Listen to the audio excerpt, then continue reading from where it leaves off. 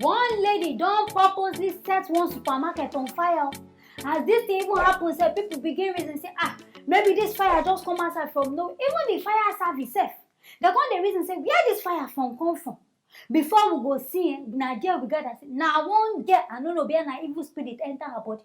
Now she just decides, okay, she won't do this person bad, I she won't do this person bad. Now she can't go set this place on, and this place now even big place. So they say this supermarket now one kind big supermarket inside Abuja. So I don't know what even happen. I don't know her main reason for her to just decide to do this kind of thing. I don't know be she even still can't forget CCTV they watch her before we go see this place. Don't, in fact they don't set up my bliss. But I beg, making her follow me see.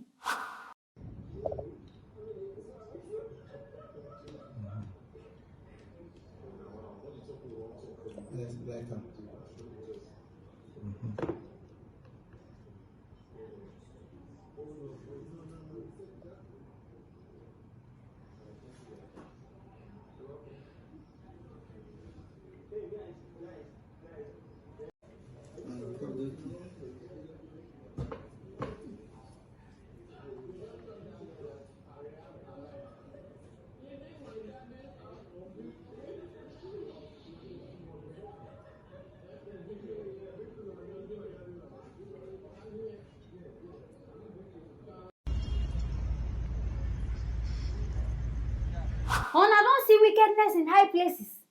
Person go just dey reason bad thing. And they say this supermarket, the kind things we born, it worth millions of naira. Billions, what be millions? Millions, because big things now dey inside this place. And say even the fire service, before they go off this, it take them the next day.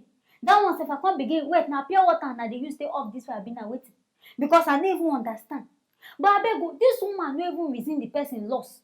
She no even reason say na person business na be this. And if you notice this thing, she do this thing on purpose. Because she carry the lighter, go where she know say gas dey, lighters dey and gas cooker. Now that place go. Now she come reason and say, yes, so now here now I won't put this kind of thing. I beg, what dey worry human being? Person go to stay, I never know what this person do. Make her reason say this game, maybe the oga of this place don't toast her. Something can go happen between them. Now there she come reason say, okay, for her to do this revenge. Now there she will consent. But this one even makes sense. But I beg, inside Nigeria, make her not talk to everybody they met. But I beg, what make you put CCTV where you know say nobody there to the monitor? Because before this thing go burn, I sure say if say person sit down there, they watch this thing. The person go down say, okay, they just set fire for here. But Nigeria, nobody care. And I will just put CCTV as fancy. They use and decorate the place. Nobody go there, now no go employ person who go to watch this kind of thing. Now this one don't happen now. They can't find this woman up and down. If they talk say the heart of man they wicked, the person don't go believe. This one like this now pure example. Now big example because this one now to even identify this woman self. And she even entered me I want to say one kind better. And even though say she even get plan, she get purpose to come burn down this thing. Burn down the whole thing to ashes. She don't even think twice, she don't even pity the person. Now within seconds, everything just burned down. This lady now, even if they won't catch her back, where she won't even see the money. But me, I made her do their investigation because I sure say a person will send this kind of person. Because looking at time, I sure say the manager said no go feed data. So either a person I send her just to come destroy this place, I be she get her own reason, I be she get her own purpose. Now the only reason me I go fix you. Because to come start this supermarket, I beg where the person won't start from. Where the person won't gather this money can't start from now. Nigeria will just they misbehave. Behind a devil, they cause some abi na we our normal human being. I just they cause this whole wahala. No go even. In fact, Nigeria tire me. But I hope say they go catch this lady. May they give her the right judgment where she need. My people, I beg, I hear this one. I want to make her bring and come, making her service in her ear. Yeah, what they happen inside this Nigeria where we dey. Anything when I feel about this whole matter, what just here now, make them forget to write down inside the comment section. Make them not forget to like and also share this video. I will see you now for the next video. Our talented musician Tiwa Savage, as you hear am, her papa don't pass away, her papa just die. This kind of matter go pain because we know say if person lose person, it dey really pain for heart. But no be that one bring us come here. The main reason we bring us come here now, as this papa die, now there Tiwa Savage come go the house, come record the house. If my people na see house, now there people begin talk saying why the house be like this, why the house dey like this. My people beg, make una follow me see this house.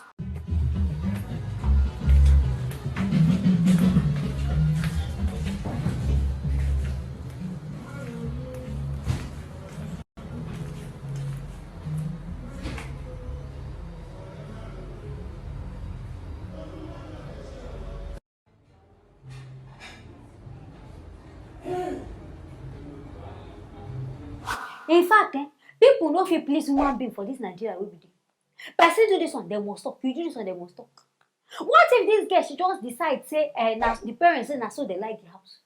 Now there people begin complain say how a whole Tiwa Savage, almighty Tiwa Savage wey talk say she is made, she get billions of money, in papa house come be like gutter. Say even the chair sef, olden day 1852 chair, na they use inside the house. Say even the fridge sef, 14 to 2. I don't even know. They things that people just dey write for the comment section. Say everything wey dey the house no even fine. Say how Tiwa go dey live inside Lekki.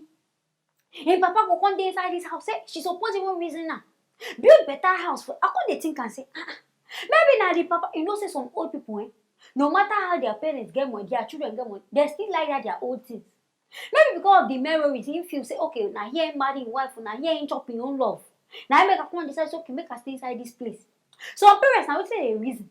But I better say people now, they know they're okay with this one, and they begin tackle. In fact, nobody even write rest in peace. Nobody even talk say rest in peace to this man who's making so rest well.